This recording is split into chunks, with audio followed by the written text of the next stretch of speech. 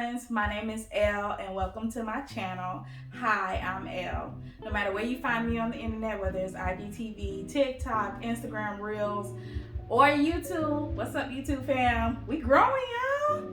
I want to welcome you officially to my little corner of the internet. So today I have a very special video planned. Of course, it's Lovers Weekend. It is Valentine's Day weekend. And this video came at the request of one of my, I don't like calling y'all followers, but for lack of a better term, one of my followers who is becoming a very dear sweetheart to me. She requested to hear our wedding day story. So here today with me is my husband. We have been married for how many years? 7. It is 7. It'll be 7 years this year. Yeah, 7 years in June. Ooh, the year of completion. How you feel about that? Like we're not complete yet. Period. Is how important it was with me moving to Savannah, because I lived in a little bit south of Atlanta, and Jonathan was already living down in Savannah, Georgia. I was getting ready to move down to Savannah, but only after we had a very serious conversation. And the conversation was just, we're getting back together, because at the time we wasn't together. We're getting back together and we have every intention of getting married. I said, if I ever get back with you, it's because I want to marry you. And that's it. There's no point in us getting back together if we've already dated before. That's true. So I know what I'm getting into. I'm the kind of person that when I was ready to get married, it's not like I'm just gonna magically happen upon the one. I knew I was gonna look for who I wanted to be with, and I was okay with that fact. Yeah, sometimes things don't happen unless you make them happen, and intentional doing creates what you want. And you've always been the kind of person that wanted to date with a purpose. I've always dated with a purpose. Yeah, why date if I'm not gonna get? Which makes sense, you know, for a girl. For a woman, makes sense for everybody. I had triumphs, I had my failures, I had stuff under my belt that feel every man should go through that, and I went through mine. And I was satisfied enough to say, I feel like I can tackle this thing responsibly because the things I know and the things I have, I feel comfortable bringing to somebody and trying to build a life with them. And so the next step, logically, is to meet someone and then get to know them to see if they fit inside of the worldview you've created. I was willing to move to Savannah, but the only way that I was going to move to Savannah was if I knew for a fact I was getting married, because I've always been extremely clear about what I want out of a relationship with a person. I think before Jonathan, I had never had a relationship longer than what, 6 months to a year, maybe. If you made it to a year, you were doing good. I think I hit a year mark with Jonathan for the first time. And I was like, whoa. Like, I even went through this freak out stage where he had to be like, yo, just because we have an argument, we not breaking up, bro. Like, we're good. We're fine. I knew I was going to marry you by I keep saying it's the solstice, but when I think about it, it's in August. It's actually the equinox. I say it wrong constantly. But he said, I'm going to marry you at the last day of summer, which was on the equinox. And I waited till the day before. Literally. In the story. I was looking at the calendar like, is he really about to make me go a little cuckoo for Cocoa Puffs? Because I'm not the one.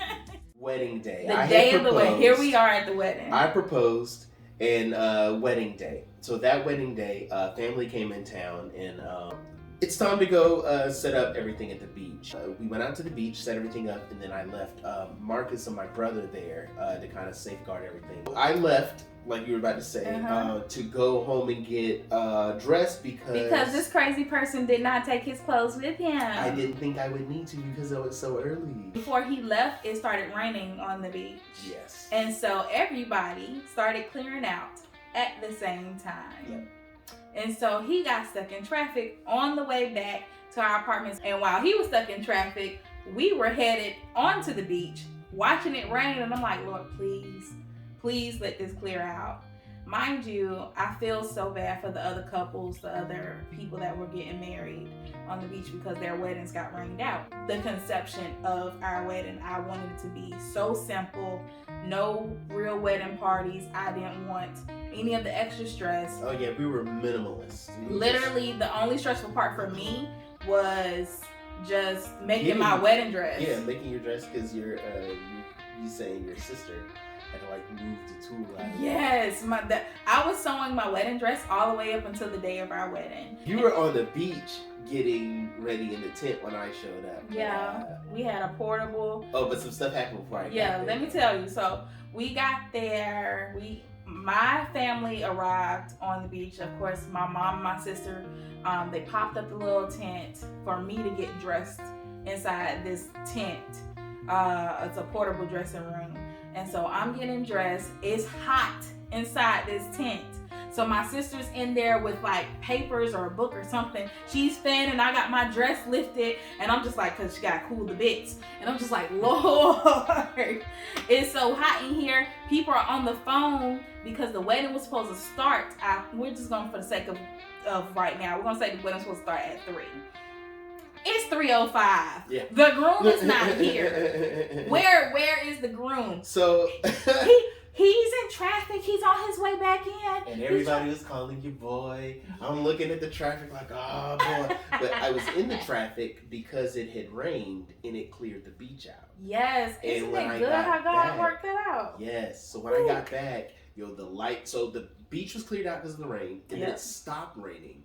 And the sun started shining through and like spotlights, like a movie. It was like so beautiful. Pretty. So as I'm walking up, and this is like my movie moment, is when I'm walking up and everybody's there, and and I see Pastor Angie that married us. Mm-hmm. She's there at the end.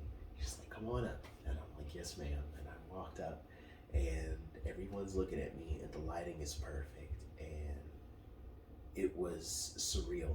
I was just in awe of the moment, like, wow, this is really happening. Mm-hmm. And I get to the heart, and it's just a spotlight from the sun right there. And I remember thinking, this is exactly where I'm supposed to be. It happened perfect. And you come out, your dad brings you out, the music gets started. The music started, and your dad brings you out, and he's crying. He's crying like your mama spanked him. My daddy he did his man cry. He's like, So he gets there, and he hands you off to me, and I shake his hand, and we embrace each other, and I tell him, as you give her to me now, I will always protect her. You have my word. Mm-hmm. And to this day, he's never told me what he said to my dad. The first time that you have ever heard me tell you, I told you one day, I tell you, today's the day. Okay. So, look, y'all are the reason why he told me, finally. I was not yet. I didn't tell you. It was for your dad to know. Yeah. That was for your dad. He had done a great job keeping you and, making a woman that I would want. I would love for it to be an idea that we wrote our vows to each other, but we didn't. Yeah, no, fuck all that. We just, the ceremony was like 5 minutes. Yeah, it's like we did all of this prep. Yeah, all this prep. And it literally lasted like 2.5 seconds. And Angie was pretty much like, all right, y'all, let's pour the sand in here. This sand represents you, and this sand represents you, and this sand represents God. And as long as you keep God on top, and something else she said, y'all want each other? And we was like, yeah. She said, put them rings on. We put them on. She's like, all right, bye, y'all. And we did it. Good job, everybody. We did it. High five. So, everybody's mixing and mingling. Families, which we really just wanted it to be so simple that it was just our immediate family and people that loved us. We didn't even have a traditional cake. My mom made a cake ball tower. We did have a regular cake. Yes. It wasn't that traditional, but it was a regular store-bought cake. And that could have been the groom's cake for all anybody knew. Yeah. But the point is, your granddad did that super long, prayer. And he, shook my hand the whole time. He was like, and another thing, young man. And we did that, while I'm trying to hold on to you, all right, man, all right, man, that's crazy. I did with 3 of those. And then before any of the ceremony started, he took like 1/10 of my cake, just like a pastor. He took like 1/10 of my cake. He ate the cake. Yeah, it's like, man, who ate the cake? Yeah. At a wedding, you don't eat anybody's cake at a wedding until it's time to eat any cake. Right. So then after the ceremony, I was hanging out with my family. They were helping me clean out my apartment so that I could move in with him. And she was over there so long, her dad called and was like, we sending her over, bro. Like, where's my wife at? Like, how dare Where's my wife at? They were like, why are you here? Go over there. And then I asked her, hey, what are you doing? She's like, I don't like knowing that everybody knows when I'm going to have sex. And I was like, when you're getting married, everyone knows exactly the day you're going to have sex. It was so much pressure, it made me feel uncomfortable. I didn't like It's that. the most pre-planned sex you will ever have. It's so pre-planned, your parents know when it's going to happen. Please stop. And all of your family. And all of my family. Everyone knows you're having sex. See, I don't care if my family know. I care if your family know. Oh, they knew. They were like this. Stop. Mm-hmm. The wedding was amazing. Yes. Just the process of how everything happened. Mm-hmm. We call them movie moments. We've had movie moments in our relationship. Yes, moments over that feel years. like this isn't real. It feels like I'm in a scene in a movie. Yeah. Like exactly what you see in like a rom-com. And they have that special like moment where it's like, wow, this is surreal. Yeah. And moments like that make me feel like I'm really with the person I'm supposed to be with, because I never have moments like that with any woman. Right. I've never had any moments like that with anybody else. It's only been with insane. You feel, and we click like so well that it's like, man, there's no way in the world like this, I know for a fact I'm who I'm supposed to be with, because anytime it's just so effortless like that. It's like we just get along, yeah. And not more than that. It's like the whole universe like conspires to let us have a good time. It's not just it's like you don't even have to try. We just walk into a place and it's like, dang. Right. I'm so happy like I'm here with you. Yeah. Like, but see, that happens multiple times. Those movie moments are God moments to me. Those are moments where God literally is like, if there's a physical thing that I can touch without me verbally saying, I'm pleased with this, that's his way of giving us the signal that I'm pleased with this. So with that, we're gonna wrap up this away from this. Mm-hmm. It's that choose, if you're someone that's not married and you want to be married, pick for yourself what you want. Set those boundaries, set those standards, and the right person will want to live inside of that. You won't have to like push them. Or when you meet the person that you want to be with, they are looking for the same thing. This is what I want for myself, and this is the kind of environment I'm going to create. Nothing wrong with, like, I guess people having their options. If you're searching options, that's one thing, but it's like even that, the thing about an option is you choose. You choose what you want out of your options. Mm-hmm. Eventually, you choose one person and then develop that relationship. All right, I want to thank y'all so much for just watching this story time, no matter what corner of the internet you're watching it from. It has been really fun tonight reminiscing with you. It really fills my heart. Next story we gotta do is the honeymoon. Ooh. That's the Montellado. It was fun. Yeah. Yeah, it was. I don't care if y'all know. And we were broke. That's so true. At the wedding we were broke. Okay, but other than that, my goal here on my channel and on my platform in general is that you always are left feeling inspired and encouraged at the end of the day. And I really hope that you felt that way, from the advice to the story itself.